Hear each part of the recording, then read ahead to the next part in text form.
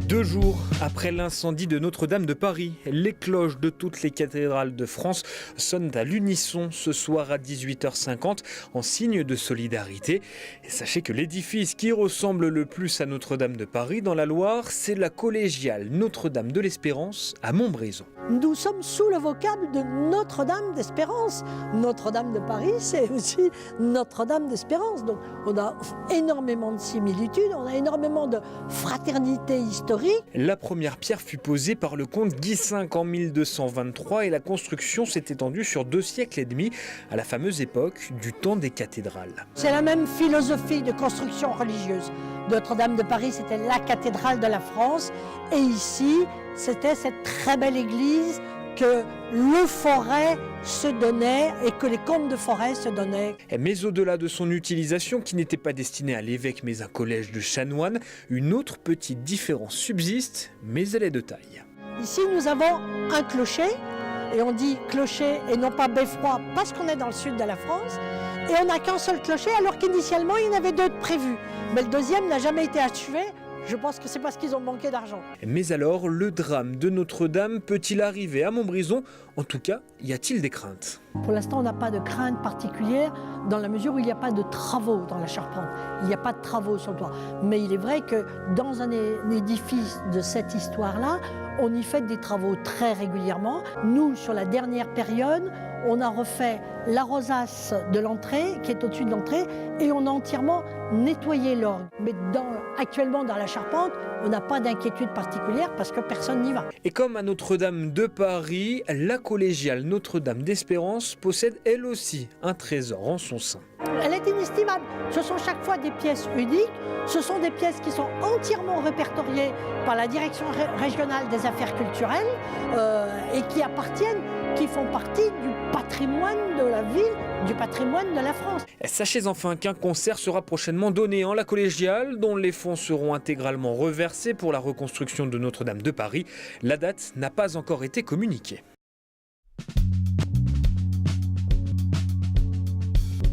Alpexpo entre dans une nouvelle ère. En rachetant 51% des parts, la région Auvergne-Rhône-Alpes devient actionnaire majoritaire du parc événementiel. La concrétisation d'un projet déjà abordé par le président de la région, Laurent Wauquiez, et le maire de Grenoble, Éric Piolle, lors du dernier salon Mountain Planet en avril 2018. La ville garde 9% des parts, la métropole 35% et reste à la présidence. Le département de l'Isère fait aussi son entrée dans le capital à hauteur de 5%. Cet équipement, on le voit bien avec sa taille, son positionnement, a une vocation bien au-delà de la commune de Grenoble et de la métropole grenobloise.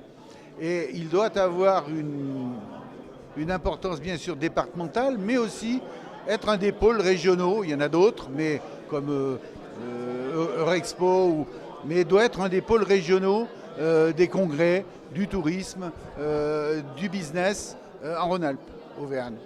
Autre nouveauté, cette infrastructure a inauguré un nouveau centre, l'espace 1968, en l'honneur des Jeux Olympiques d'hiver.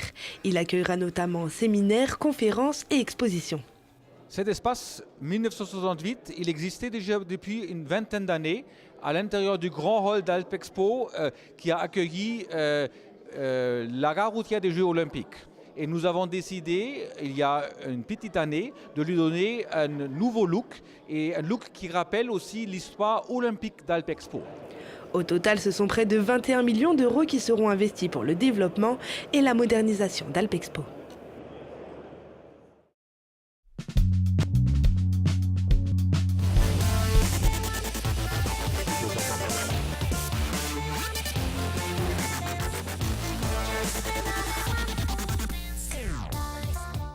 En seulement quelques semaines, c'est devenu la salle de référence pour les accros du vélo.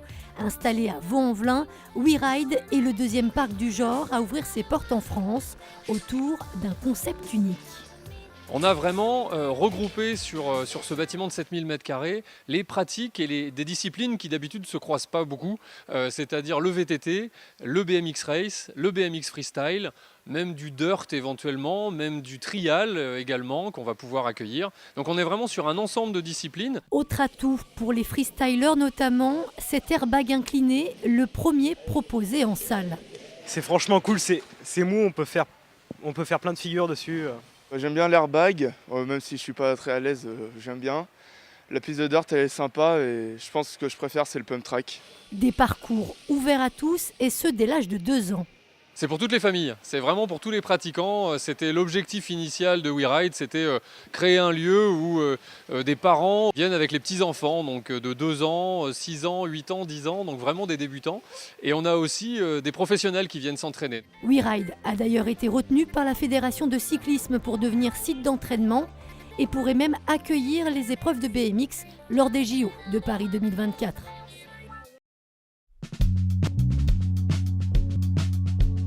La Gimont, une première. C'est là où j'habite. C'est mon village. Il y a une école. C'est nous! Les 285 habitants de cette petite commune veulent faire connaître leur village. Alors, ils ont réalisé un clip pour promouvoir leur cadre de vie, leur proximité avec Saint-Étienne, mais aussi leur dynamisme. L'objectif, c'était de créer un clip dynamique et à l'échelle humaine, comme à notre commune, c'est-à-dire un clip où tous les habitants de la Gimont pouvaient un petit peu inscrire leur histoire dans ce clip et faire la promotion de leur village. On n'est pas une commune pour citadins en manque d'air pur. Voilà. On vit, on travaille et on crée de la valeur ajoutée sur la commune de la Gimont. Il y a des instituts, des maçons, un paysagiste, un avocat. il y a des nounous, des infirmières, une esthéticienne, un paléontologue, un électricien, une safranière. Ouais, bon, on va pas tous les citer. Et les anciens! La commune compte aussi une entreprise d'alimentation animale bio, des logements en cours de création et une école avec ses 35 enfants. Comme beaucoup d'écoles de campagne, sa survie est menacée. À travers cette vidéo, les habitants veulent promouvoir la qualité de son enseignement et le dynamisme qui gravite autour de cette structure. C'est comme un petit nid en fait. C'est une école qui vous permet justement de prendre votre envol avec toute la facilité naturelle qu'on peut avoir quand on a confiance en soi. Les enfants sont choyés d'une façon assez atypique puisque les parents se mobilisent au sein de l'association pour créer des événements qui permettent en l'occurrence de leur permettre de financer des sorties culturelles diverses et variées. Avec ses 337 hectares, la plus petite commune de l'agglomération stéphanoise a officiellement lancé son plan Séduction. La vidéo a déjà été vue plus de 2400 fois en 5 jours et le message est clair. Quand vous voulez.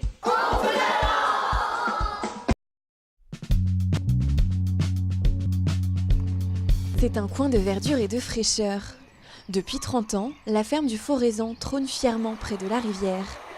Benjamin Monod est le nouveau gestionnaire du site qui appartient à la commune de Cognins en Savoie. Un lieu qui abrite tous ses souvenirs d'enfance et d'adolescence. En septembre dernier, il a proposé son projet à la mairie qui l'a accepté. J'ai rénové en fait le bâtiment cet hiver pour permettre une deuxième cuisine et pour pouvoir créer un labo de transformation pour faire une ferme auberge. Voilà. Ça c'est pour la partie accueil. Je développe l'accès pour la ferme pédagogique, donc j'ai développé les accès pour que les gens y rentrent facilement, que les enfants puissent découvrir tous les animaux. Et puis dans un deuxième temps, j'ai développé la partie production agricole avec l'installation d'un réseau d'eau et d'électricité et de plusieurs tunnels pour avoir une surface conséquente, pour avoir une certaine production. Pour financer son projet, Benjamin a ouvert une cagnotte participative sur le site Mimosa. Plus de 5 000 € ont déjà été récoltés. C'est vrai que j'ai investi déjà pas mal d'économies. Après, je suis très attaché à ce site et je pense qu'il y en a d'autres personnes qui, comme moi, ont passé leur enfance dans le parc, ont été accueillis à la ferme du Foraison par les Arbais. Et donc, je pense que ces gens-là, ils sont capables de peut-être me donner 10 € ou 20 € ou même 5 € pour m'aider à rendre ce lieu un peu plus magique, un peu plus agréable et développer en fait son activité pour l'embellir en fait tout simplement. Pour aménager l'espace, Benjamin peut aussi compter sur des bénévoles dévoués comme Bernard. Donc je remets en place toutes les terres qui ont été déplacées par le tractopelle, le creusement des galeries pour poser les conduits d'irrigation et tout. Donc tout ça, après, il faut tout y reboucher, il faut tout y remettre de niveau, vous voyez, pour que ça soit esthétique après. Voilà, création de talus, tout l'aspect paysagisme, les formes, les cheminements, les formes, tout ça. Et ça, pour moi, c'est super intéressant, j'aime beaucoup. Voilà. Benjamin et ses bénévoles travaillent la terre, embellissent l'endroit avec pour motivation d'en faire un lieu où ils pourront sensibiliser le public à l'importance de la préservation de la nature. Plantation, cueillette, cuisine, entretien des animaux, l'idée est aussi de donner accès au circuit court. Dans un mois, tout sera prêt pour accueillir enfants et parents à la fraîcheur du Forezan.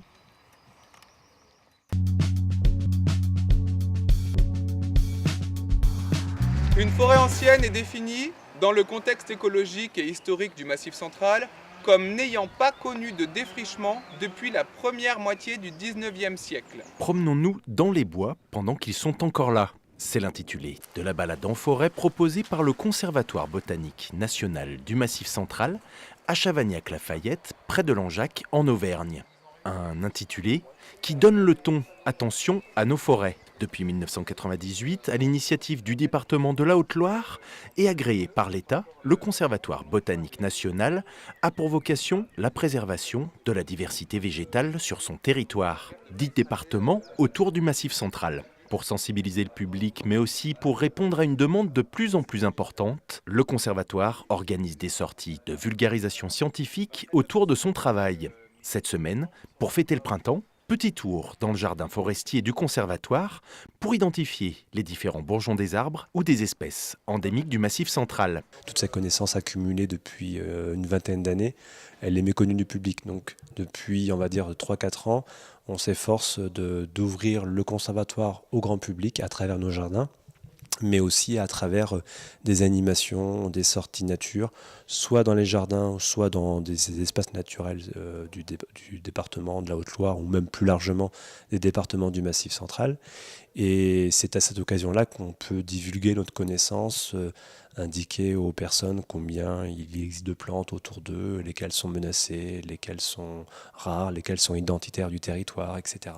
La botanique, une science qui n'est quasiment plus enseignée au niveau universitaire en France, mais qui pourtant bénéficie d'un regain d'intérêt du grand public. Les questions sont nombreuses autour des fraises sauvages, des fourmis, de la forêt primaire ou même de la sylvothérapie, cette pratique de relaxation en forêt. Pour les réponses, c'est Benoît Renaud qui s'y colle, une bonne façon de faire tomber de nombreux a priori sur les forêts françaises. Une forêt, on dit qu'elle est ancienne, pas forcément quand elle a des gros arbres, pas forcément quand elle n'a jamais été exploitée, mais quand elle n'a jamais été défrichée. Pourquoi ? Parce que quand on défriche une forêt, même si après on laisse la forêt revenir, il va y avoir des espèces forestières qui vont se réinstaller spontanément, mais il y en a d'autres aussi, qu'on va appeler des espèces de forêts anciennes, qui vont mettre beaucoup plus longtemps à revenir, voire qui ne pourront pas revenir. Aujourd'hui, un constat scientifique, même si la forêt en France gagne du terrain, les forêts anciennes sont de plus en plus réduites et fragilisées par le défrichement.